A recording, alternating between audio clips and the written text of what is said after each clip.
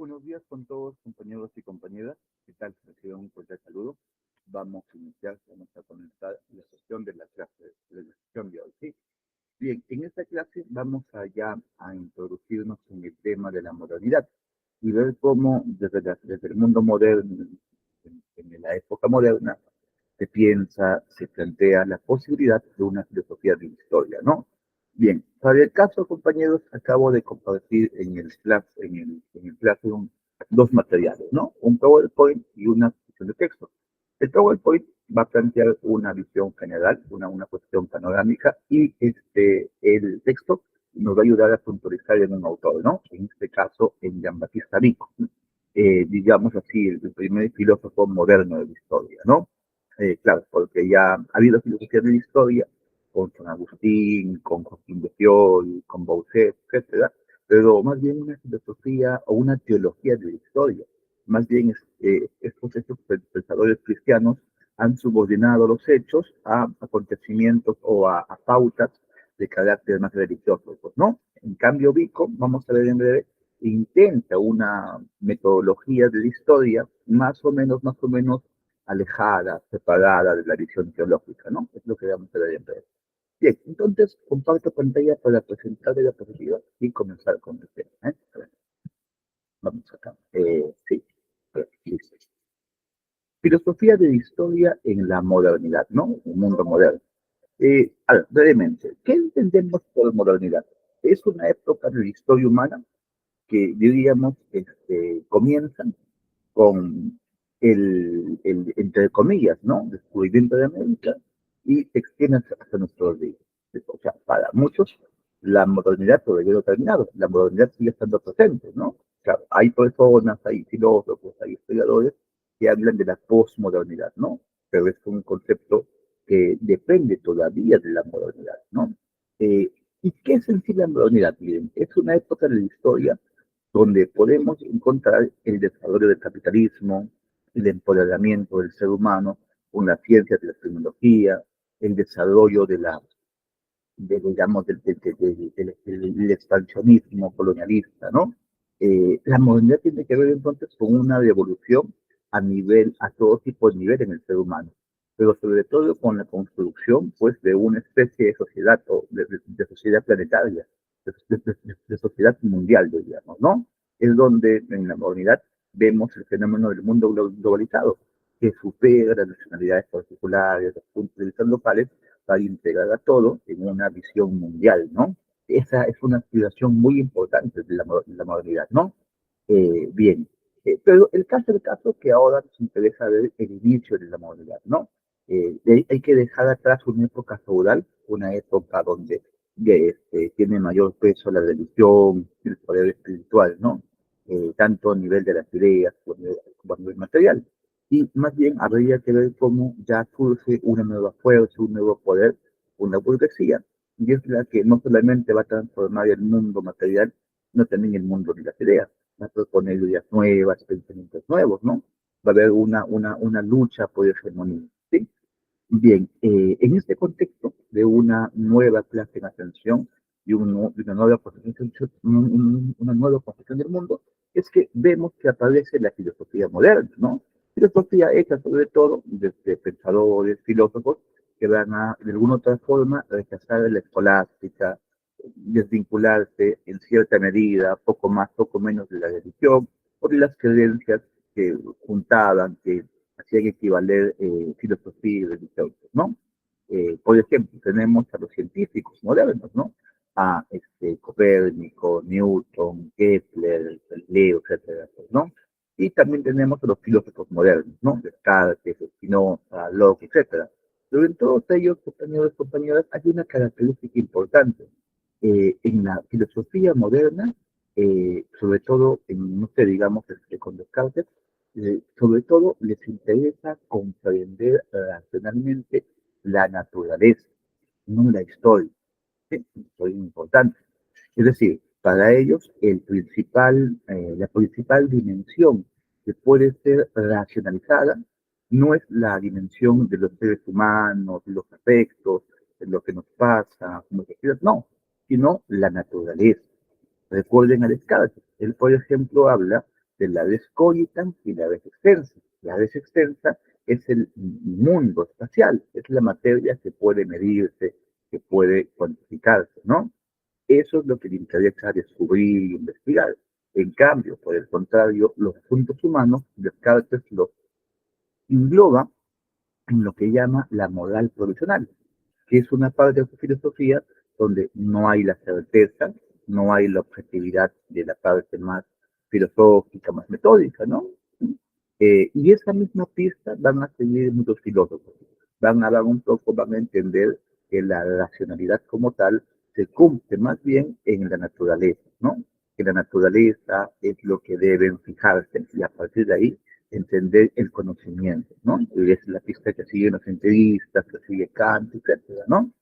Y como podemos ver, la historia queda desatendida, ¿no? Hasta cierto punto, porque siempre hay investigadores, siempre hay gente preocupada, pero dentro de los grandes temas del inicio de la filosofía moderna, la historia estaba pues desplazada, ¿no? La historia, es decir, todo aquello que implica el tema humano, el tema de las instituciones, la cultura, etcétera, ¿no? Y eso también encontramos en Galileo, ¿no? También, digamos, este científico moderno que dijo que la naturaleza es un libro abierto escrito en lenguaje matemático, ¿no? ¿Sí? La naturaleza es un libro escrito por Dios, es un libro abierto, escrito por Dios en lenguaje matemático, ¿no? Y muy bien. En todo este contexto es por eso bien importante el surgimiento de Giambattista Vico, filósofo italiano que es un gran lector de Descartes, de la filosofía moderna, y va a hacerle una crítica, va a mostrar que hay un problema, ¿no? Y va a proponer un conjunto de ideas súper interesantes que ya luego en el siglo XVIII y XIX van a influir mucho. La idea principal de Vico es que hace falta un contrapeso. La ciencia de la naturaleza, las ciencias como la física, la biología, la química, no pueden ser el único paradigma de ciencia. No, porque si no entenderíamos de forma natural, de forma naturalística, lo que es cultura, lo que es ser humano, lo que es espíritu. Vico va a mostrar la necesidad de entonces atender de forma autónoma, de forma propia, a las ciencias, o no, a las ciencias de la cultura, del ser humano, ¿no?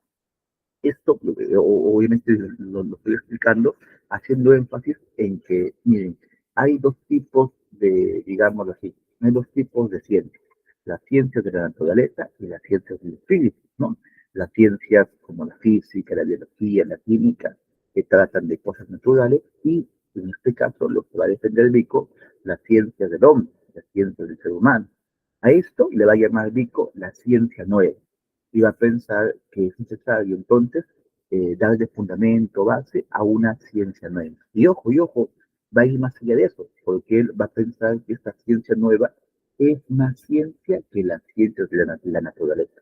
Lo veremos en breve, ¿no? Vico piensa de que Descartes, los otros modernos, se han equivocado, creyendo que lo más cognoscible es la naturaleza. No va a decir él. Lo más cognoscible, lo que mejor se puede conocer es la historia, ¿no? Lo veremos en breve. Muy bien, ¿no? Ahí está el Giambattista Vico, su obra La Ciencia Nueva, que es la primera filosofía de la historia secularizada. ¿En qué sentido secularizada? En que vemos ya un apartamiento de los cánones religiosos. Ya no es una obra teológica, ya no es leer la historia humana teniendo como base la historia de la salvación. No, no, hay ahí una independencia de la historia humana, ¿no? Aunque Vico sí tiene mucha influencia cristiana. En su visión de la historia le hace, o le da un gran papel al concepto de providencia, ¿no? La idea de que Dios guía la historia con su voluntad, etcétera, ¿no? Pero digamos, es algo que podemos comprender, pues obviamente estamos saliendo de todo un periodo donde la historia ha sido comprendida de forma teológica, ¿no? Pero por su ciencia nueva también cabría agregar que es algo así como un proyecto multidisciplinario. Es un tipo de conocimiento de la ciencia nueva que engloba hoy en día lo que podemos decir las humanidades, ¿no? Todas las ciencias humanas, todas las ciencias del hombre, etcétera, ¿no? Ahí encontramos cosas como historia, filología, retórica, mitología, etcétera, ¿no? Es por eso que es un texto hoy en día valioso, hoy en día bastante estudiado, leído. Bien, hacemos aquí. A ver, de la actividad de Vico vamos a destacar esta nivel, ¿sí? Destacamos su propuesta sobre el conocimiento. Miren lo que dice Vico. Solo podemos conocer aquello que nosotros mismos hemos hecho.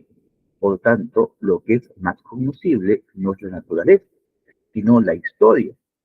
De tal modo, rompe con el paradigma moderno de privilegiar el conocimiento científico natural. ¿Eh? A ver, chicos, miren, mediten un poco en esto. ¿Qué entienden ustedes? ¿Qué cosa les puede venir a la mente? ¿Qué idea les sugiere esto? Solo podemos conocer aquello que nosotros mismos hemos hecho. Por lo tanto, lo que es más cognoscible no es la naturaleza, sino la historia. ¿Eh? Un momentito por acá. ¿Qué puede sugerirnos esa idea? ¿Qué puede sugerirnos esa proposición?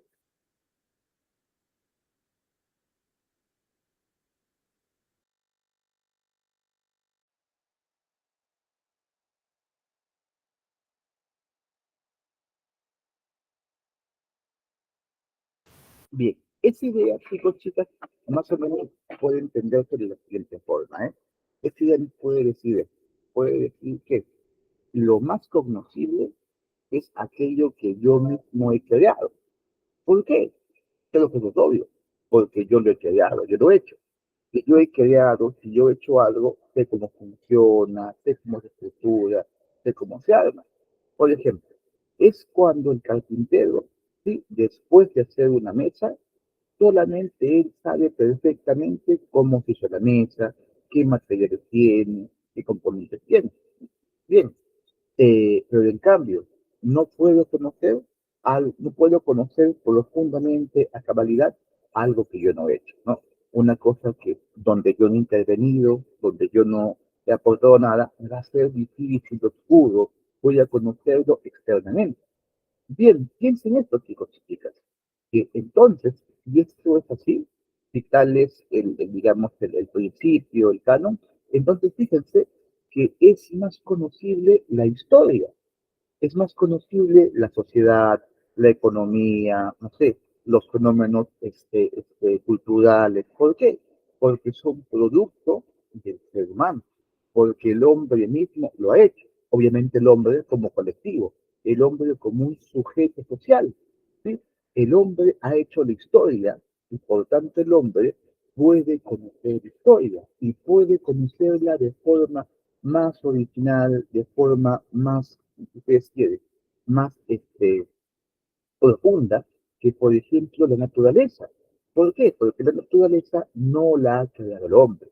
La naturaleza es exterior al ser humano, la naturaleza proviene de otra fuente, la naturaleza es algo en lo cual no hemos participado como creadores o como productores, pues, ¿no? Por ese motivo, cambia esto profundamente toda la metodología. ¿Sí? Aquí entonces algo así, hacemos como una inversión, pues, ¿no? Porque los modernos, como Descartes, no sé, Kant, etcétera, los modernos van a pensar que tiene que conocerse la naturaleza y toman como ciencia base la física. Jean-Baptiste dijo no, ¿sí? Con este principio, con esta idea de que solo conocemos lo que nosotros mismos hacemos, pone como ciencia primera, como ciencia fundamental, la historia, ¿no? Claro, obviamente esto conlleva a que tengamos que hacer todo un trabajo de interpretación, de hermenéutica de la cultura, ¿no? Tenemos que conocer la historia, ¿sí? Como el hacer, como el acto del propio hombre. Eso supone, pues, pensar la historia en una perspectiva hermenéutica, ¿no? Donde la interpretación es clave, ¿no? Muy bien. Digamos, eh, siguiente diapositiva. Ya, vamos a hacer un esbozo de esto y ya ir al texto, ¿no? Pero sobre todo en el texto de la lectura debemos encontrar todo esto. Miren, Vico propone dos cosas. Vamos a estar diferenciadas, ¿no? A ver, ¿recuerdan ustedes, chicos, chicas, que a fin de Fiore, ¿no? Este personaje que vimos el día de ayer, milenarista y demás, dividía la historia en tres periodos, ¿no? Edad del padre, edad del hijo, edad del Espíritu Santo y demás, ¿no? Ya. Miren, Vico ya no sigue esa ordenación, ya tiene otra concepción. Va a tomar una idea del antiguo Egipto, ¿no? De lo que se sabe de la sabiduría egipcia, Vico coge esta división de la historia, diciendo que en un principio la historia estuvo hecha por los dioses, directamente por Zeus, no sé, Odín, Anubis, etcétera, ¿no? La historia en un primer momento está llena de dioses, llena de mitos que hablan de dioses que directamente gobiernan al hombre, ¿no? Pero luego la historia pasa una segunda etapa donde encontramos a los héroes. Los héroes son los semidioses, aquellos personajes grandiosos que hacen algún bien, que se vuelven gobernantes, etcétera, ¿no? Y por último, una etapa donde vemos a los hombres, al ser humano, ¿no? Dioses, héroes, hombres, ahora van a ser las nuevas divisiones de la historia. Sí, obviamente, actualmente estamos en la historia del hombre, en la historia hecha por el ser humano, pero nos podemos remontar a momentos del pasado más mitológicos donde encontramos héroes y encontramos dioses, ¿no? Todo esto lo explica Vico con bastante filología, con bastante análisis de textos, con mucha hermenéutica, ¿no? Bien, miren, y luego ya buscando las bases de la historia para la cuestión antropológica y a plantearse una cuestión que es relevante hasta el día de hoy. Chicos, chicas, ¿han escuchado ustedes del problema del relativismo histórico? Este problema es muy interesante porque dice que todo es relativo en el ser humano, de que en el ser humano cualquier cosa que uno puede encontrar en una cultura no le encuentra una otra. O si en una cultura encuentra una práctica, para esa cultura es positiva, pero para otra cultura es negativa. O más sencillo, pues, el relativismo cultural dice que no hay valores universales, no hay prácticas universales, sino que toda cultura siempre tiene sus propios valores, sus propias prácticas, ¿no? Y cada cultura es inconmensurable, incomparable una con otra. Por ejemplo, en nuestra cultura, en nuestra época, nosotros cuando nacen niños, por ejemplo, que tienen algún síndrome, alguna especie, no sé, digamos, de diferencia, solemos cuidarlos, protegerlos, ¿no? Solemos tratarlos con cariño, con cuidado, como cualquier niño, pues, ¿no? Cualquier vez nacido. Pero en cambio, en la antigua cultura espartana, en la antigua Grecia, no pasaba eso. Los espartanos veían a los niños recién nacidos, entonces se miraban diferentes cabezas, si encontraban alguna diferencia, alguna cosa que pudieran llamar ellos defecto, estos niños eran sacrificados, ¿no? Eran arrojados en el monte Taiqueto, etcétera, pues, ¿no? Obviamente, para nosotros, la práctica espartana es aborrecible, es un infanticidio, es una práctica bárbara, pues no, pero para los espartanos esa práctica era buena, esa práctica era parte digamos, de su eugenesia, ¿no? De cómo mantener una población sana, fuerte y demás, ¿no? Diferentes valores.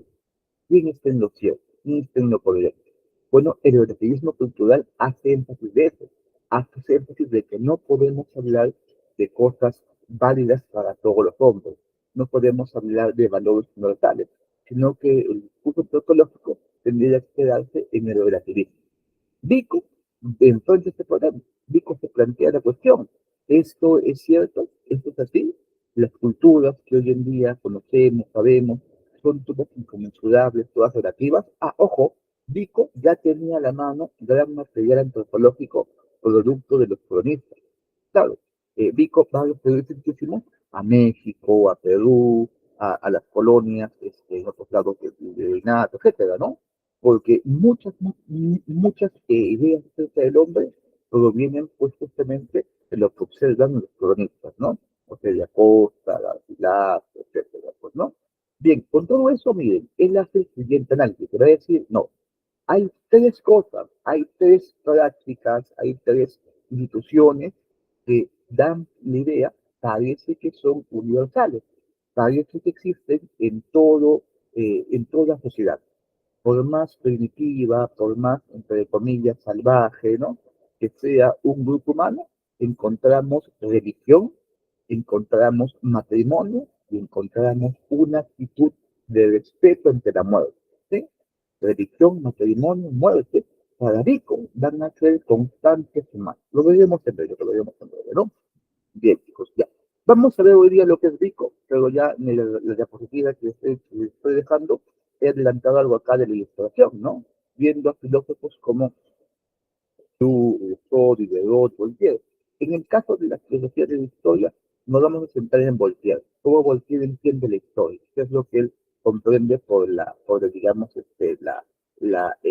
desarrollo de la humanidad, ¿no?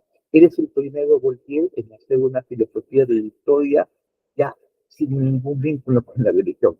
Una filosofía de la historia crítica de la religión. Una filosofía de la historia que ya no tiene nada de teología, donde no hay providencia, no, donde, digamos, se puede entender al hombre desde un punto de vista estrictamente racional, estrictamente empirista, ¿no? Le toma la posta en esto Kant. ¿No? Kant también es un gran filósofo de la historia. Si bien la historia no es el tema principal, si bien para Kant la historia era una parte secundaria del sistema, aporta mucho, ¿no? Kant logra darle expresión a la idea de progreso, a la idea de que el desarrollo humano siempre va de menos a más y que siempre estamos esperando progresar y progresar, ¿no? Kant le da una explicación a eso. Vamos a comentar sobre Kant algo de la ilustración, su texto que es de ilustración, ¿sí? Un texto clave, y nos centraremos en dos textos. Nos vamos a centrar en un texto de Kant que se llama El probable inicio de la historia humana, un texto muy simpático, muy interesante, y ya luego en una clase aparte, en una diapositiva aparte, veremos el texto de Kant, las ideas de algunas filosofías de la historia en clave cosmopolita, ¿no? Su principal aporte al campo de la filosofía de la historia. Pero todavía se lo veremos después, en clases más. Ahora nos centramos en Vico, en Giambattista Vico. El filósofo italiano, como vemos, pone las bases para una filosofía de la historia, ¿sí? Y para una comprensión de la historia genuina, ¿no? Comprender la historia como conocimiento primero, no como una ciencia secundaria, no como una ciencia defectuosa que se compara con la ciencia natural, no. En Vico hay una plena conciencia del valor de las humanidades, del valor pues de la letra, del espíritu, ¿no? A diferencia del número, por ejemplo. ¿Sí?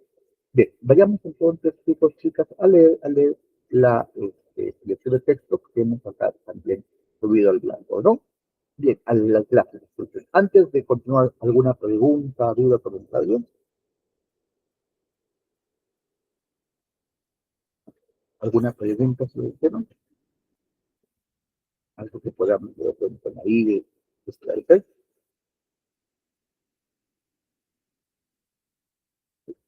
Mire, digamos entonces, comparte pantalla. Bien, vamos a ver. Ya. Lo que aquí he seleccionado son algunos pasajes de este libro, ¿no? El libro se llama La Ciencia Nueva, ¿no? El libro de acá. El libro comienza, fíjense ustedes, con una cosa bien curiosa. El libro comienza, no comienza con una introducción, un texto, no, no. Comienza con un grabado, comienza con esta figura, comienza con este dibujo. Un dibujo que es bastante hermético, bastante simbólico. Tiene figuras, símbolos propios de los nacimientos.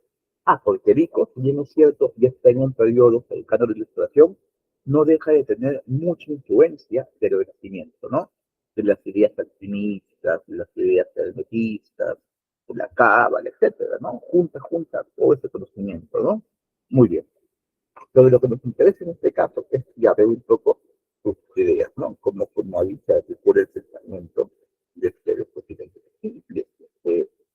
Otra cosa importante que hay en el texto es lo siguiente: miren, Vico hace una especie también de tabla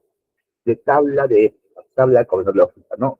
De las culturas más antiguas a las culturas más recientes, los acontecimientos más distantes a los acontecimientos más contemporáneos. Para Vico, la cultura más antigua es la cultura judía, ¿no? Y toma de ellas historia, pero la complementa con los mesopotámicos, con los fenicios, egipcios, griegos y romanos, ¿no? Tratando de hacer un cuadro más completo, un cuadro mucho más sustentable, ¿no? claro, antes solamente se consideraba la historia bíblica como la única historia, pero no, ya Vico tiene conciencia de que se pueden encontrar más fuentes en otras culturas. ¿Sí? Bien, leamos acá con poco el texto. A ver, Agencia Nueva de Vida. Dice, al partir del razonamiento que acabamos de hacer en torno, más chequeado, en torno a la vana opinión que tenían de su antigüedad estas naciones gentiles, y sobre todo los egipcios, debería comenzar todo el saber sobre el mundo gentil para establecer científicamente este principio. ¿Dónde y cuándo aparecieron ellos en el mundo? Al tiempo que, para apoyar también a las naciones humanas, la creencia cristiana, en la cual todo comienza del siguiente modo: el primer pueblo fue el hebreo, el que fue príncipe Adán, quien fue creado por Dios, verdadero, con la creación del mundo. Y de esto deriva que la primera ciencia que se debe establecer es la mitología, o sea, la interpretación de fábulas, puesto que, como se verá, todas las historias gentiles tienen orígenes fabulosos, y que las fábulas fueron las primeras historias de las naciones gentiles. Con este método se ha de hallar los orígenes tanto de las naciones como de las ciencias, las cuales han surgido de estas naciones y no de otro modo. ¿Cómo se demostrará? En toda esta obra, las ciencias tienen sus comienzos en la necesidad o utilidad de los pueblos, y después se ha perfeccionado por la aplicación de la detección de algunos hombres particulares, y por tanto debe dar comienzo a la historia universal, que los doctos dicen carece de historia. Expliquemos esto. Aquí Vico está hablando de las naciones gentiles. Sí, es una palabra que se usaba en la época, ¿no? Naciones gentiles significan naciones extranjeras, y sobre todo la palabra gentil hacía alusión a los no cristianos. De repente, no sé, de repente hasta el día de hoy, ustedes han escuchado, chicos, chicas, historias de los gentiles, mitos, leyendas de los gentiles, ¿no? Y que claro, aquí en el Perú, en el virreinato, en la colonia, la palabra gentil se usó para designar a los precristianos, ¿no? A los incas, pre-incas, ¿no? Ya, muy bien. Vico se pregunta lo siguiente: de las historias, de las leyendas, los gentiles, los pueblos cristianos, no paganos, que pueden entender el origen de la humanidad. Sí, claro que sí. Por ese motivo es importante considerar sus mitos.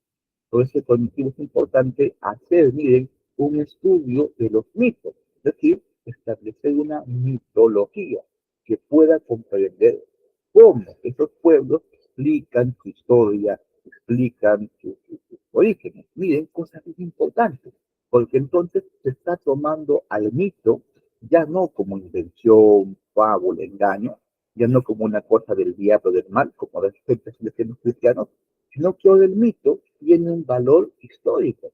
El mito puede ayudarnos a comprender los orígenes de la humanidad.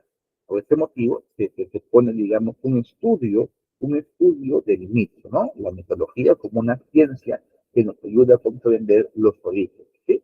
Y esto, miren, hasta el día de hoy, los antropólogos, las ciencias sociales lo reivindican. Hasta el día de hoy, las ciencias sociales estudian el mito, ¿no? Claro, ya no necesariamente para explicar el origen, sino para explicar de repente prácticas y para explicar de repente algún tipo de aspecto más particular, ¿no? Por ejemplo, cuando se cuenta el mito de Mancapa Maurio, claro, sabemos que no es necesariamente ese el único origen o el origen mismo del Tahuantinsuyo, pero nos ayuda a entender cómo, no sé, de repente una panaca que llega al poder propone un mito para interpretar la historia y para consolidar cierto nuevo orden, pues, ¿no? Es un mito que más bien apoya cierta cambio en la estructura de poder, ¿no? Sí, los mitos no dejan de ser importantes para explicar cómo el hombre actuó, pensó, cómo hizo, ¿no? De cierta forma, entonces, hay una reivindicación de los mitos con este filósofo, ¿no? Digamos así, vayamos a la siguiente tabla, a la 52, ¿no? Estos números son unas palabras, son las, digamos, citas del texto, ¿no? Para llevar a cabo, nos será muy útil la antigüedad de los egipcios, que conservan los dos grandes vestigos números maravillosos de las pirámides, que son dos grandes verdades filosóficas. Una de ellas nos la cuenta Heródoto, que los egipcios reducían todo el tiempo del mundo que había pasado antes de ellos a tres edades.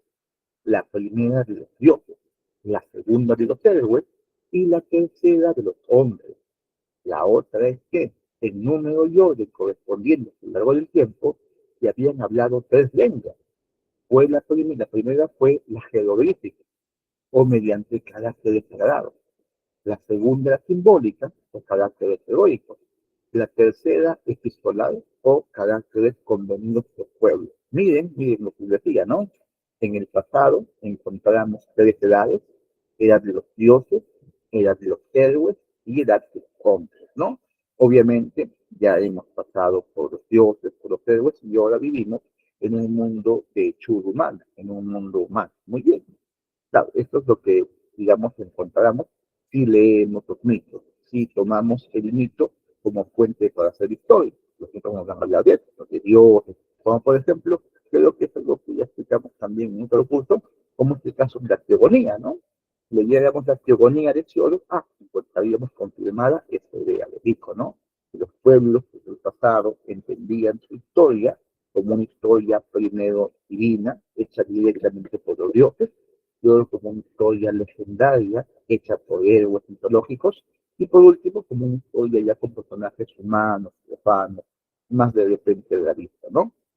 Bien, pero miren, hay algo muy interesante, que Rico le agrega a cada una de estas épocas un tipo de escritura. Ojo, esto también es un tipo de pensamiento, un tipo de racionalidad. A la época divina le corresponde el carácter de escribir con jeroglíficos. ¿Qué es el jeroglífico? Es cuando quiero simbolizar una idea por medio de un signo, ¿sí? No, mire, no escribo la palabra directamente, escribo la idea que pienso mediante un signo convencional, ¿no? Si, por ejemplo, pienso en la muerte, puedo escribir una calavera. Si, por ejemplo, pienso, no sé, en un viaje, puedo escribir un barco, puedo escribir, no sé, de repente, un coche, etcétera, ¿no? Eso es el jeroglífico, es escribir pensamientos con símbolos, ¿no? Ya, la escritura simbólica o carácter heroico puede ser ya la mezcla entre el símbolo y con algún sonido, con algún fonema, ¿no? Muy bien, pero mire, tanto jeroglífico como simbólico son tipos de escritura no fonética, escrituras que no se basan en la palabra, no se basan en lo que decir, ¿no? Eh, lo que sí es revolucionario, lo que sí es alguna cosa que cambia mucho la historia, es como en la tercera fase, que es en este caso la fase del hombre, la historia del hombre, ahí sí aparece decir qué cosa, esto de la escritura alfabética, la escritura que va a copiar la palabra. Miren que es muy interesante, porque recién después de muchos siglos de evolución, tal vez milenios, el ser humano se da cuenta de que puede no calcar el pensamiento, sino calcar la expresión del pensamiento. Antes, en la jeroglífica o la simbólica, la escritura trata de plasmar lo que el hombre piensa, pero en la escritura alfabética el hombre plasma, el hombre le da expresión a la palabra, a lo que dice, al sonido. Ese sonido se convierte en letra. Y miren, hace falta solamente 24 letras, 5 vocales, para poder aprender, para poder tomar todo aquello que dice el hombre, ¿no? Y ustedes sabían de que esta escritura alfabética surge en el tema comercial, le inventan los fenicios, un pueblo que viajaba por todo el mundo mediterráneo, por todo el Mediterráneo, y que obviamente tenía que simplificar la comunicación, y no le daba tiempo para meterse a memorizar los jeroglíficos, que podrían ser miles, ¿no? Y es por ese motivo que desarrollan un tipo de comunicación estricta, práctica, útil, inmediata, ¿no? Y eso mismo lo toman los griegos. Y ese invento es el que está en la base de la ciencia y la filosofía. Sin la escritura alfabética, que tiene su plasticidad, su movilidad, su soltura, surge la filosofía, la ciencia, el arte, la literatura griega, pues, ¿no? De lo contrario, hubiera sido muy complicado. porque tanto egipcios, mesopotámicos, que tenían escritura, pero no alfabética, una escritura de repente más simbólica, pero jeroglífica, su conocimiento no era tan accesible. Su manera de pensar no alcanzó de cada la abstracción que sí le dio la escritura al mundo griego, a la cultura griega, ¿no? Muy bien, sigamos leyendo. Veamos ahora esta parte de los elementos que son como medio una fundamentación nociológica de por qué, una fundamentación nociológica de esta ciencia nueva. Un darle soporte, un darle peso, un darle centro a este conocimiento que estamos haciendo de la historia, del hombre, etcétera, ¿no?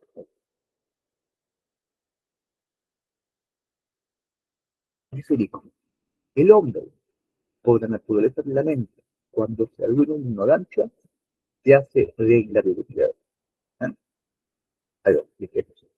Chicos, chicas, ¿recuerdan ustedes esta frase de Protágoras? El hombre es la medida de todas las cosas. Es lo que se conoce como el logos mensura, ¿no? Dice Protágoras, el mundo es lo que para el hombre, el mundo es como el hombre lo siente. Si el hombre siente que las cosas son frías, serán frías. Si el hombre siente que las cosas son calientes, serán calientes. Muy bien, ¿no? Luego mensura.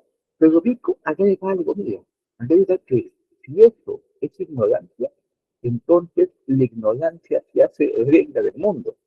Una mente ignorante, una mente que no conoce, no profundiza, no investiga, ¿sí? Esto puede ser muy peligroso, porque puede proyectar, puede extrapolar su ignorancia a toda la realidad, ¿no? El hombre, cuando se arruina en ignorancia, cuando cae en ignorancia, cuando el hombre es ignorante, esa misma ignorancia se hace regla del universo. Y mire, es un poco digamos, la base natural de la teoría que se considera que parte el hombre. El hombre parte de una ignorancia, el hombre hace de la ignorancia, el hombre se encuentra de que la ignorancia es su estado natural. Por este motivo, el conocimiento, la sabiduría, la ciencia son logros, son cosas que el ser humano ha obtenido y que debe esforzarse por conservar. Pico, vamos a ver más adelante, tiene también una preocupación por el retorno. Vico piensa, un poco influenciado por la filosofía griega antigua, de que la historia puede repetirse, la historia puede retroceder, y que pueden haber momentos donde el hombre recaiga en la barbarie, recaiga en la cultura, de que todo aquello que hemos tenido con el progreso se pierde y volvamos a un neobarbarismo, a una historia pues como era en el pasado, ¿no? ¿Esto por qué? Porque la ignorancia del hombre es profunda, y esta ignorancia puede hacer regla y puede descontar, puede perder todo aquello que la sabiduría obtuvo, ¿no? Muy bien. Sigamos acá. Dice Rico, de todo. Otra propiedad de la mente es que cuando los hombres no pueden hacerse ideas de las cosas lejanas y no conocidas, las consideran según las cosas que les son conocidas y presentes. Miren, otro caso, otro ejemplo de cómo la ignorancia se regla. Cuando yo no conozco algo, en lugar de esforzarme por comprenderlo, por entenderlo, no hago eso. Lo que hago es fuerzo eso y lo reduzco a lo más conocido. Lo reduzco a lo que es más cercano a mí. Pongamos unos ejemplos. Esto me lleva a pensar en algo que sucedió en Perú. Cuando el español Hernando de Soto, sí, tuvo que hacer un viaje de Cajamarca a Pachacamac, porque estaba recogiendo el tesoro de Atahualpa, ¿no? ¿Sabes? El tema de rescate y demás, muy bien. Y hay una carta. Hernando de Soto en una carta va describiendo, va contando lo que vio. Y ojo, es importantísimo porque es la descripción del primer español que está adentrándose en el Tahuantinsuyo, que lo está viendo, digamos, tal cual fue, ¿no? Pero fíjense que esto es de muy poco valor, porque Hernando de Soto explica este mundo desconocido para él con lo conocido de su cultura. Por ejemplo, Hernando de Soto llega a Pachacamac, ¿sí? Y miren, lo que dice es estoy llegando a la mezquita de los indios. Sabemos que en Pachacamac había un templo, una huaca muy importante llamada Pachacamac también, ¿no? Y que era un oráculo y que hacía un montón de cosas. Pero miren, todo eso que hoy en día podemos saber porque hemos hecho una historia, unas excavaciones, hoy en día conocemos más cosas, pero todo eso que era desconocido, dando eso a todo, lo interpretó como un término conocido, la mezquita. ¿Sí? Para él, el indígena era una especie de musulmán. Se lo reducía a esa categoría de un gentil, un extranjero. ¿Sí? Miren, y es curioso que le diga, llegué a la mezquita del indígena, y no que dijera, llegué a su iglesia, llegué a su basílica, no, no. Entonces, claro, digamos, hay una comprensión de lo conocido, de lo desconocido por lo conocido, pero con cierto orden y jerarquía también, ¿no? Y de estos distintos ejemplos, como los españoles al llegar al Nuevo Mundo en general, trataron de poner los nombres que había en España a las cosas que había aquí, ¿no? Al cuy conejillo de indios, ¿no?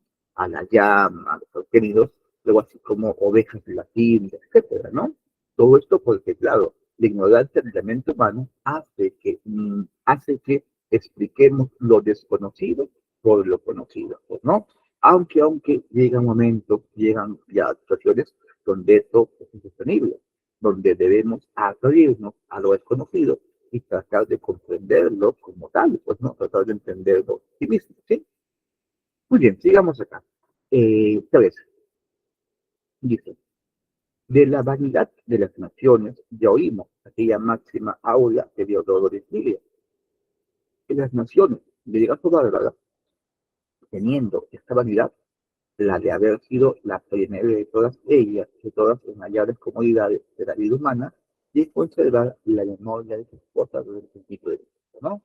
Muy bien, chicos, chicas, toda cultura, ¿sí?, va a considerarse centro del mundo.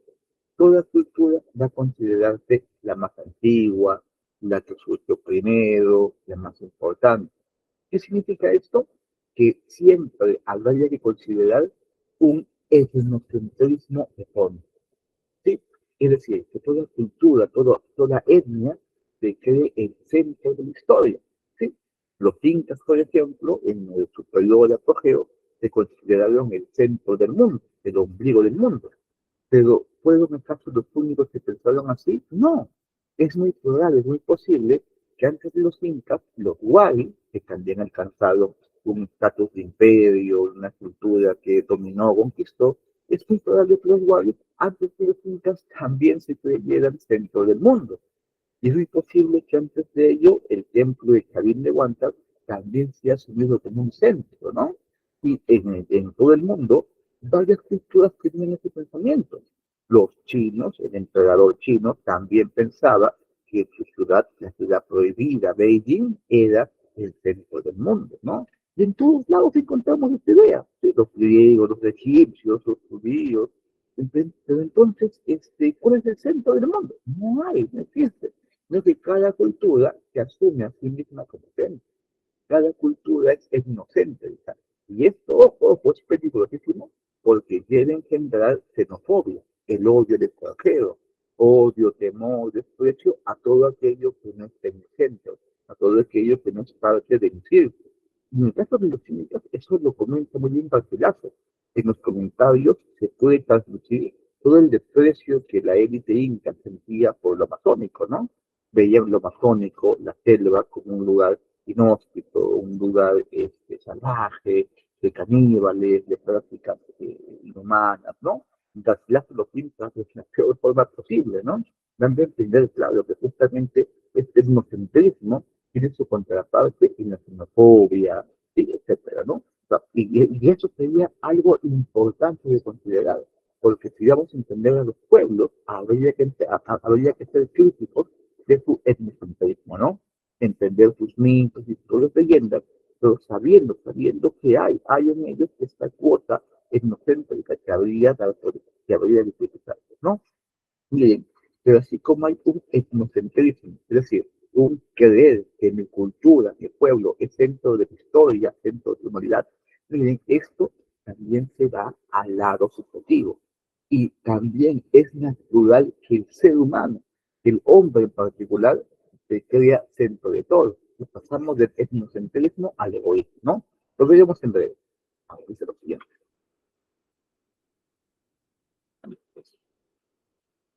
Cuatro.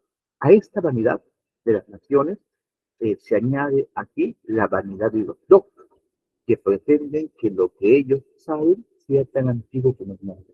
Miren, pasamos aquí del etnocentrismo al egoísmo, a la vanidad, al sentirse centro los sabios, la casa sacerdotal, los filósofos, los científicos, etcétera, los historiadores, creen que su conocimiento, que su sabiduría es la más antigua, la más profunda, la revelada, la verdadera, la única. Un caso más, un ejemplo más de la ignorancia humana, de cómo la ignorancia se vuelve regla para el hombre, ¿no? Y cómo desvirtúa todo. ¿Sí? La filosofía, y acá aplicó, la filosofía considera al hombre como debe ser, y así no puede disfrutar de ella sino los poquísimos que querían vivir en la república, y no de volcarse en la escoria de ver, ¿no? Miren, aquí explicamos lo siguiente. Hay una distinción clave entre el ser y el debe ser. El ser es, por ejemplo, cuando decimos estudiemos al hombre como es, estamos estudiando al hombre tal y como se comporta, tal y como actúa, ¿no? Egoísta, envidioso, vanidoso, egocéntrico, ¿no? Ignorante, etcétera. El hombre como es. Pero cuando hablamos del hombre como debería ser, ahí estamos hablando de un ideal humano de perfección.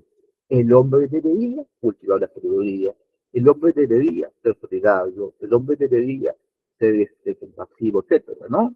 Ya, esa es la diferencia. El ser y el debe ser. Y obviamente la filosofía aspira al debe ser. La filosofía busca transformar al hombre hacia una condición mejor, ¿no? Claro, obviamente la filosofía va a conocer cómo es el hombre, pero no se contenta simplemente con decir el hombre es o no, sino que quiere que el hombre se transforme en una criatura cercana pues a la perfección, ¿no? Es por eso aquí que invoca aquí a Platón, ¿no? Justamente la idea platónica de la república, de un mundo perfecto, un mundo ideal, ¿no? Y claro, el deber y más bien el ser, lo que es, lo explica Rómulo, ¿no? El fundador de la ciudad de Roma, ¿no? ¿Ustedes sabían que Roma se funda como un refugio de delincuentes? La historia de la fundación de Roma bien, es poco célebre, ¿no? Es un lugar donde escapaban los delincuentes, tiradores, criminales, y todos ellos los agrupa Rómulo y funda una especie de ciudad que se agencia de mujeres mediante el secuestro, ¿no? Secuestraban mujeres de otros lados, ¿no? Hay una famosa historia, famosa pintura también, llamado El rapto de las arenas, ¿no? Etcétera, ¿no? O sea, y claro, por ese motivo, la ciudad de Roma no era pues, algo así como una ciudad de las virtudes, no, de fundación, no, todo lo contrario, ¿no? Sino una ciudad que fue fundada en esto, pues, que es la corrupción humana, ¿no? Y obviamente, ¿no? Ya San Agustín eso sería más que suficiente para probar que la ciudad es mala, ¿no? Muy bien, sigamos esta leyenda. Las 8, ¿no? Reglas de 8. Las cosas fuera de su estado natural se mantienen en duro. Esto más bien es una especie de axioma, ¿no? Las cosas que son artificiosas, las cosas que son forzadas, no duran. Simplemente se pierden su fuerza, pierden su esencia, digamos, ¿no? Siguiente. Esta dignidad por sí sola, puesto esta dignidad por sí sola, puesto que el género humano, desde que tiene memoria del mundo, ha vivido y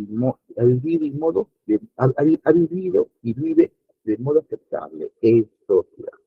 Aquí está diciendo una cosa que ya conocemos, está diciendo que el hombre es un ser social por naturaleza, está diciendo que la humanidad siempre ha vivido en sociedad, siempre el hombre ha vivido con otros hombres, en compañía, en grupo. El hombre no es un totalitario.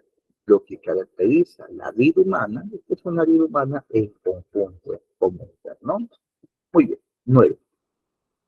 Bien. Los hombres que no saben lo verdadero de las cosas procuran atenerse a lo cierto.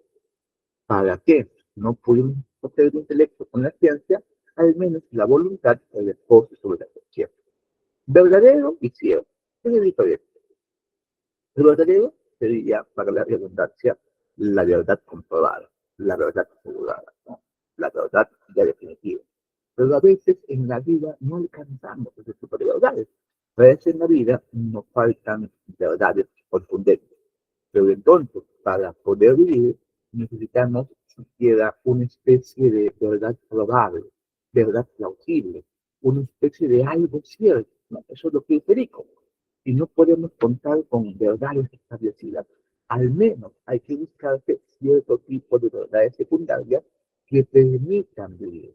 Miren, esto es algo que siglos después va a afirmar el pragmatismo, la idea de que para que el hombre actúe necesita creencia. ¿Sí? La acción humana depende de las creencias. Si uno cree, hace. Si uno no cree, no hace, ¿no? William James, por ejemplo, va a definir la creencia como una disposición para la acción. Es decir, la creencia es aquello que nos dispone a actuar, ¿sí? Y mientras más actuamos o mientras la acción más se da, es que estamos más reafirmados en la creencia. Y miren, la contraparte de eso es el nihilismo. ¿Qué significa el nihilismo? El que no cree en nada, el que no tiene creencia, el que se vacía de creencia. Y esto, el nihilismo conlleva pues también a la inoperatividad, al no hacer nada, al quedarse pues detenido, ¿no? Una cosa importantísima porque hoy en día muchas personas viven cotidianamente el nihilismo. Claro, bajo el nombre de depresión, angustia, temas de defensa psicológicos, psiquiátricos, pero hoy en día hay toda una crisis de las creencias, toda una crisis porque este mundo cada vez más convulso nos hace más descreídos, ¿no? Nos lleva pues a tener menos creencias sólidas, fuertes, lo que en parte es bueno, pero tampoco es llegar al extremo, ¿no? Miren, esta proposición de Vico es bien pensada, es bien prudente, bien término medio. No podemos tener convicciones absolutas, a lo mejor no nos da tanto para eso, pero al menos que tener ciertos principios, ciertas verdades relativas, ciertas cosas ciertas que nos pudieran ¿sí? ayudar a vivir, ¿no? Así por hoy en su lenguaje léxico, ¿no? Al menos para que la voluntad se repose, ¿no? Muy bien. Bien, dice, la filosofía contempla la razón, de donde surge la ciencia de lo verdadero. La filología observa la autoridad del verdadero, de donde surge la conciencia de Dios, ¿no? Vico va a unir filosofía y filología. ¿Qué es la filología? La filología es el estudio de los textos, es el estudio del escrito, ¿no? Es algo así como un tipo de hermenéutica que quiere conocer qué es lo que dijo literalmente el autor. ¿Sí? Es el estudio de los textos antiguos en idiomas como el hebreo, el griego, el latín, el persa. Esa es la filología, una disciplina importantísima para las humanidades, hasta el día de hoy se cultiva, se mantiene, ¿no? Una disciplina medular, ¿no? Todo estudiante de humanidades digamos, siquiera tener nociones básicas de los estudios de lenguas clásicas, ¿no? De la filología.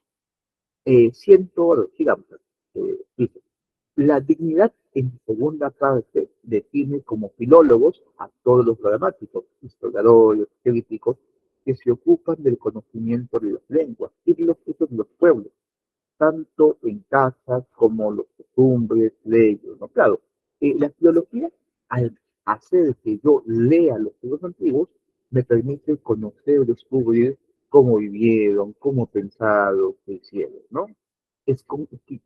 Con la escritura, con la lectura de estos textos clásicos antiguos, yo puedo reconstruir su historia, voy a hacerme una imagen de toda su cultura, ¿no? Bien, esta misma dignidad muestra que les ha faltado la mitad, tanto los filósofos que no acertaron sus razones con la autoridad de los filólogos, como los filólogos que no cuidaron de verificar su autoridad con la razón de los filósofos, lo cual, si hubieran hecho, habría sido muy útil a las repúblicas y nos habrían procedido en meditar esta ciencia. ¿Qué dice Quirico? que deben trabajar juntas, filosofía y filología.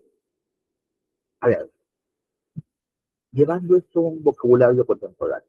Vico está diciendo que deben trabajar juntas la filosofía y las ciencias sociales, la investigación de la sociedad, el hombre, que ambas se corresponden y ambas se necesitan. Las ciencias sociales conocen muy bien la materia del tema, conocen muy bien prácticas, discusiones y demás, pero les falta la interpretación racional del conjunto, que solamente lo da la idea filosófica. Y viceversa, la filosofía puede tener la idea, puede tener el concepto, pero le faltan bases, le falta de repente pruebas, le falta de repente casos. Y eso le aporta lo que llaman filología, lo que podemos llamar ciencias sociales, ¿no? Ciencias del hombre en general, ¿no? Pero miren, es interesante, porque entonces no puede haber filosofía sin filología. Y puede haber filología sin filosofía, ¿no? Muy bien. Digamos acá, dice luego en 11. El libre albedrío humano, por su naturaleza muy incierto, se hace certero y se determina con el sentido común de los hombres, respecto a necesidades y utilidades humanas, que son dos fuentes de derecho natural de la gente, ¿no? Está diciendo que la libertad se entiende como capacidad de elegir, ¿no? Es algo natural, algo común en el hombre, y que esto justamente le lleva al hombre a elegir siempre lo mejor, lo útil. Que esto es distinto, más o menos, es lo que está de base en el tema del derecho. Ahí está el derecho natural como aquello que más o menos se puede entender como los seres humanos, ¿no? Bien. El sentido común es un juicio sin excepción alguna, comúnmente sentido por todo un orden, por todo un pueblo, por toda una nación o por todo el género humano. Miren el sentido común, ¿no? Un concepto que hasta el día de hoy trabajan, usan, sobre todo los filósofos analíticos, los filósofos del lenguaje, ¿no? El sentido común, ¿no? El sentido común es algo así como dice Cívico, la no reflexión, el asumir acríticamente de modo inmediato las cosas. Y esto está, digamos, esto está presente en la humanidad misma, en un pueblo, en una nación, en todo el género humano, ¿no? ¿Por qué? Volvemos al principio, porque cuando no pensamos, las reglas, la ignorancia se regla, ¿sí? Y esta ignorancia hecha regla es el sentido común. Por ese motivo, si bien es cierto, debemos estudiar la sociedad, la cultura, la filosofía tiene que tener una actitud crítica ante el sentido común, porque a veces el sentido común encubre las cosas, el sentido común disfraza, el sentido común normaliza muchas cosas que a lo mejor no tienen por qué ser normales. Por ejemplo, tomo un par de casos. Hace unos, no sé, 100 años, 150 años, el sentido común decía que la mujer tenía que estar en su casa, tenía que servir al hombre. Eso era el sentido común en esa época. Hoy en día es estúpido, hoy en día es una cosa tonta. Hoy en día nadie aceptaría esa idea. ¿Por qué? Porque está equivocada. Entonces, miren, las ideas de sentido común pueden equivocarse, pueden ser ideas falsas, o ideas en todo caso injustas, ¿no? Miren, si es que no se revisa, si es que no se examina el sentido común, podríamos ser el riesgo de perpetuar equivocaciones, ¿no? ¿Quién sabe de repente ahora nuestro sentido común todavía tenga muchas ideas justas, muchas ideas de repente, no sé, problemáticas, ¿no? Y que por no revisar, por no criticar el sentido común, estamos dando por aceptado. Quién sabe, y a lo mejor de aquí unos 100, 200 años, vean que en nuestro sentido común hay un montón de ideas que eran negativas, ¿no? Y un montón de cosas que a lo mejor nosotros no vemos, pero que más adelante pueden ser cosas que se nos producen, ¿no? Muy bien, digamos. Ideas uniformes, nacidas en pueblos centrados del proceso así, deben tener un fondo de verdad. Este es el tema que les comentaba, de las ideas universales, prácticas, instituciones, creencias, comunes a todos los hombres. ¿Sí? Hay ideas que tienen todos los hombres, independientemente de conocerse o no. Las culturas de los pueblos contienen ideas, a veces sean muy lejanas. Vico dice, parece que sí, Y esto todavía que hay un fondo común, que hay una idea general en el hombre, ¿no? Por ejemplo, una cosa que se comenta mucho también hoy en día, ¿por qué encontramos pirámides en muchas culturas que están separadas por el tiempo y la distancia? ¿Por qué los egipcios hacen pirámides, los mayas hacen pirámides, los incas hacen pirámides? ¿Por qué la pirámide está presente? Sí, eso a mí le iba a pensar, porque hay un trasfondo humano común entre egipcios, mayas, incas, ¿no? Había como que una humanidad de fondo que se expresa, ¿sí? En diferentes culturas, ¿no? O por ejemplo, siguiendo ustedes otra cosa, ¿por qué en diferentes culturas se han encontrado mitos que hablan todos ellos de un diluvio? ¿Por qué los mesopotámicos hablan de un diluvio, los judíos, los griegos, los egipcios, ¿no? También en el mundo andino, ¿no? En los frutos de Guadalquivir habla del diluvio. ¿Por qué? La explicación de Rico sería, es un caso de ideas comunes entre pueblos desconocidos que avalarían, se reforzarían el hecho de que tenemos un fondo común de verdad, ¿no? Un conjunto de verdades que son compartidas por todas las culturas, ¿no? Muy bien. Digamos acá. Dice, esta dignidad es un gran principio que establece que el sentido común del género humano es el criterio enseñado a las naciones por la divina providencia para definir lo cierto al derecho natural de la gente, a partir de la cual las naciones aciertan a entender las unidades científicas del derecho, en las que todas convienen a con Dios o prestación, donde salen el diccionario mental, el dar origen a todas las teorías articuladas, con las que están concebidas de historia ideal, de la cual parten las historias por todas las tiempos. De ese diccionario mental y de esa historia se propondrán después sus propias unidades, ¿no? Alguna cosa, este sentido común, Vico lo entiende como algo dado por Dios, ¿no? Como un fondo que Dios da para que el hombre, bien es cierto, es ignorante, pero pueda al menos darse cuenta de lo útil, de lo bueno para la vida. Y esto le lleva a que sea la base de los primeros derechos, las primeras, digamos, concepciones que defienden la vida, el cuerpo, ¿no? Los derechos naturales del hombre. Muy bien. 15. Las propiedades inseparables de los sujetos deben ser producidas por las modificaciones o las circunstancias con que las cosas han nacido, por lo que estas no pueden confirmarse tal, sino otra es la naturaleza o el nacimiento de las cosas. Más sencillo, chicos. La idea es que un sujeto nace con ciertas propiedades y estas le van a ser esenciales y no van a cambiar. Hay como un fondo de duración de esencia, ¿no? En los seres. 6. Las tradiciones vulgares deben haber tenido un fondo público de verdad, de ahí que nacieran y pueden conservar sus pueblos enteros durante largo tiempo, ¿no? Los mitos son verdad, tienen un fondo de verdad. Los mitos, las fábulas, las culturas antiguas tienen cierto indicio de cómo verdaderamente pasaron algunas cosas. Por ese motivo no se puede despreciar, no se debe despreciar el mito, ¿no? Bien, sigamos aquí. Eh, vamos a ver, vamos al ejercicio. Dice lo siguiente. Las hablas vulgares deben ser los testimonios más graves y definitivos de los pueblos, que se practicaban en el tiempo en que se formaron las lenguas, ¿no? Hablas vulgares se refiere a los idiomas inglés, español, francés, italiano, ¿no? Las lenguas vulgares. Y son el indicio de que en el pasado hubieron idiomas más antiguos, idiomas de repente que eran originarios, ¿no? Sí. Sigue diciendo, la lengua de una nación antigua que se ha conservado en auge hasta que llega a su perfección, debe ser un gran testimonio de las costumbres de los primeros tiempos del mundo. Otra vez más, hay que rastrear una lengua originaria, una lengua anterior, una lengua pues que esté más cerca del comienzo de la historia, ¿no?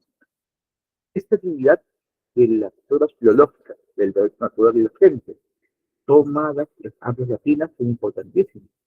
Por la misma razón, podrán hacer otro tanto los doctos en lengua alemana, que tiene esta misma propiedad que la lengua romana. Pero claro, dirías que es lo contrario, dirías que ibas el pasado a buscar qué lengua es la más antigua, la más original y la que por tanto contiene más conocimientos de cómo fue el pasado, ¿no?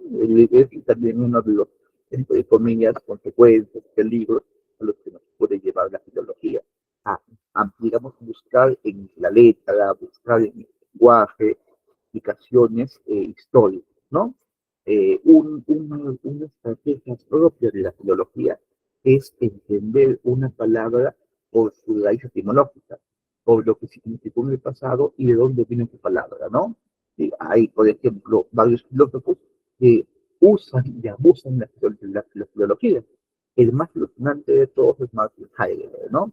Si ustedes han chequeado, han leído algo de Heidegger, se caracteriza por la filología, por tomar una palabra, componer de sus raíces y buscar, indagar sentidos muy lejanos, muy etéreos, inclusive, de lo que significaba una palabra, de repente más coloquial, más inclusive sencilla, ¿no? Bien. Digamos, es necesario que haya en la naturaleza de las cosas humanas una lengua mental común a todas las naciones, que entienda uniformemente la sustancia de las cosas tangibles en la vida del ser humano y le explique con tantas modificaciones distintas cuántos aspectos diversos puedan tener esas cosas. Esto lo experimentamos como verdadero en los proverbios, que son máximos de la sabiduría vulgar, sustancialmente las mismas entendidas por todas las niñas antiguas y modernas, pero expresadas de tantas formas diversas cuanto las otras. Chicos, chicas, existen muchos idiomas, muchos países con hablas diferentes, ¿no? El chino, el francés, el inglés, el quechua, el alemán, diferentes idiomas. ¿No? Eso es bueno, eso es malo, es una ventaja, una desventaja. Es un tema debatido, es un tema muy polémico, ¿no? Pero lo que Químico propone es que ya hay una diversidad de lenguas, pero debería darse algo así como, miren, con este concepto, una lengua mental, una especie de idioma que no se basa en palabras, sino se basa en contenidos mentales, una especie de lenguaje interior, que ese lenguaje sí exprese lo que el hombre es, exprese lo que el hombre siente, piensa, ¿no? Exprese, pues, algo así como los principios y las máximas de la sabiduría humana, ¿no? Claro, Vico piensa de que este lenguaje mental o este conjunto de ideas que expresan lo que es la vida humana se muestran en proverbios o frases, ¿no? Que Vico está diciendo que son más o menos el mismo contenido, pero diferentes expresiones en toda la estructura, ¿no? Habría que tomar esto en cuenta, ¿no? Una hipótesis, una idea podría formularse a partir de esto, ¿no? Bien, chicos, dejamos esta parte de lo que son los elementos, que son como pequeñas ideas que van introduciendo el tema de la ciencia nueva, ¿no? Que van un poco abriendo camino hacia el tema central. Y como ustedes ven, es una crítica a digamos, a la idea del ser humano como conocedor, como sujeto puro, transparente, no. Lo interesante de esta parte es que más bien desmonta la idea de un sujeto omnisciente, ¿no? Un sujeto que conoce de forma clara y distinta, no. El todo Vico hace énfasis en que el sujeto y el conocimiento, el hombre conocente, es prejuicioso. Es un tomar conciencia de que el hombre, cuando conoce, está lleno de prejuicios, ¿no? Ya vamos ahora lo del principio. En el principio está la máxima nosológica que propone Vico, ¿no? Leemos esto del principio. El principio, pues,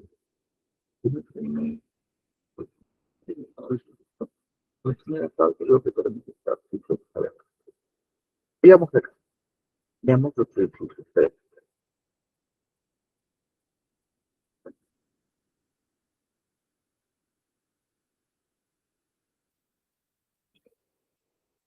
Ya, listo. Listo. Ahora, para comprobar si las proposiciones enumeradas anteriormente como elementos de esta ciencia dan forma a las materias dispuestas al principio de la tabla cronológica, rogamos al lector que reflexione sobre todo cuanto es escrito en torno a los principios de cualquier materia de todo lo conocido, divino o humano, notorio sentido, y considere si resulta disonante con todas, muchas, algunas de estas expresiones, pues si lo estuviera con una, así estuviera con todas, ya que cada una de ellas concuerda con las demás. Chicos, chicas, esto es un sistema. Si criticamos una parte del sistema, afectamos al todo. Pero si aceptamos una parte de sus ideas, también habría que aceptar la totalidad, ¿no? El sistema es una relación dialéctica, recíproca, entre las partes y el todo, ¿no? Bien, y ciertamente, quien haga tal confrontación se dará cuenta de que todo consiste en citas de memoria confusas, imágenes de formada fantasía, no siendo nada parto del entendimiento, que ha estado entretenido y exitoso, por las dos realidades que nombramos en las divinidades. Por un lado, la vanidad de las naciones, de haber sido cada una la primera en el mundo. Mire, ese es un gran problema, que muchos pueblos se consideren a sí mismos el centro. El etnocentrismo sería lo primero que hay que descontar cuando investigamos los pueblos, ¿no? La primera del mundo nos examina para encontrar los principios de la ciencia en los filólogos. Por otro lado, la vanidad de los doctos, que pretenden que los que saben hayan sido entendidos así desde el principio del mundo, ¿no? El denocentrismo es en el prejuicio del sabio, también hecho de combatir, también hecho de tener en cuenta. Nos desespera de hallarlos en los filósofos. Por tanto, para esta investigación debe hacerse como si no hubiera libros y en esto, ¿no? Para investigar de esta manera, habría que, más o menos, considerar que no hay que sentirse afectado por estos prejuicios, tanto de la cultura, el prejuicio etnocéntrico, ni como el prejuicio de los sabios, del doctor, que piensa que lo que es escrito es lo que es, ¿no? Y claro, llega esta idea, qué idea genial, que no nos dio la primera vez que leí esta idea, fue el de Ribeiro, ¿no? Ahora, brevemente, para que se entienda el comentario, ¿no? Ribeiro dice que hoy en día no leemos porque hay demasiados libros. Hoy en día la gente ya no lee, porque cada vez que se anima a leer algo, se da cuenta que va a tener luego que leer esto. Y por tanto se desanima. Y como un lector se desanima, ya que la cantidad de libros es abrumadora, ¿no? Y justamente dice, a lo mejor, claro, un poco en son de broma, medio materialísticamente, medio sarcásticamente, ¿no? Dice, a lo mejor para estimular lectura pudiera haber una especie de incendio en la biblioteca de Alejandría que nos dejara con pocos libros, que al saber que son los últimos que quedan, el hombre los leería libremente, con mucha profundidad, pues, ¿no? Algo similar aquí frente a Rico, ¿no? Tantos libros, tanta literatura, de repente, que han desviado el problema, han desviado de la búsqueda de la verdad, ¿no? Nos han hecho pensar de que es más importante el prejuicio que permite los libros, y no el dijo, habría que más bien desmontar ese prejuicio para encontrar el conocimiento, ¿no? Claro, es, digamos, como una especie de, los libros son buenos, pero es más importante lo que dice el libro, es la vida, ¿no? La vida que está en los libros es lo que nos importa, no el libro lo mismo, ¿no? Digamos acá, 338. Pero en tal densa noche de tinieblas, en el que se encuentra descubierta la primera y para nosotros antiquísima antigüedad, es decir, la noche de los tiempos, aparece esta luz eterna que nunca se oculta. Esta verdad pues, no se puede de ningún modo poner en duda, que este mundo civil ha sido hecho por los hombres, por lo cual pues se pueden y se deben hallar los principios en las modificaciones de nuestra propia mente humana, por la cual a cualquiera que reflexione sobre ello debe asombrarle el que todos los que se intentaran seriamente conseguir la ciencia de este modo natural, del cual, puesto que Dios lo hizo, él solo tiene la ciencia y sin embargo olvidan meditar sobre este mundo de las naciones, o sea, mundo civil, del que, puesto que lo habían hecho los hombres, ellos mismos pueden alcanzar ciencia. Este efecto extravagante procede de aquella miseria que ya advertimos en las indignidades, la mente humana, que inerte sentada en el cuerpo se inclina naturalmente a sentir el cuerpo y a usar demasiado esfuerzo y fatiga para defenderse a sí mismo, como el ojo corporal que ve todos los objetos corporales así, necesita del espejo para ver a sí. Chicos, chicas, aquí está, en este párrafo, en este 361, está el famoso acerto, la famosa idea de Vico. Solamente conocemos la historia, porque la historia la hemos hecho nosotros mismos.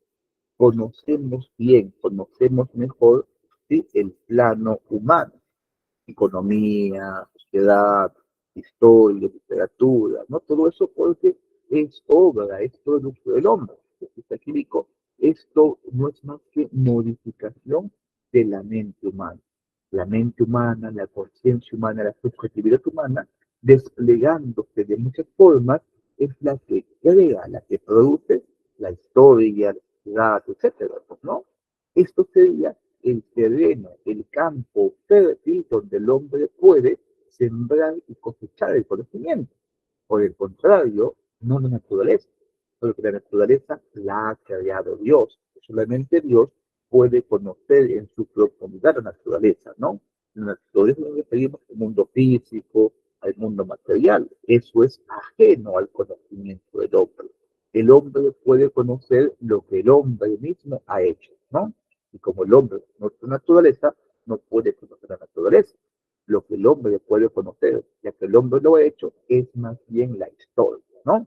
Bien, codificado. Vamos a quedar en este punto, que este punto es clave, y ya la siguiente lección terminamos con Vico y comenzamos ya con Voltaire, y hablamos también de Kant, ¿no? Os dejaría el texto para que lo revisen, para que lo lean. Es un texto muy simpático, muy entretenido. Van a encontrar varias ideas profundas, varias ideas de su pensamiento, ¿no? Bien, compañeros y compañeras. Permítanme, ¿algo quiere compartir pantalla? Sí, bien. ¿Habría alguna pregunta, duda, comentario? ¿Algo que podamos añadir?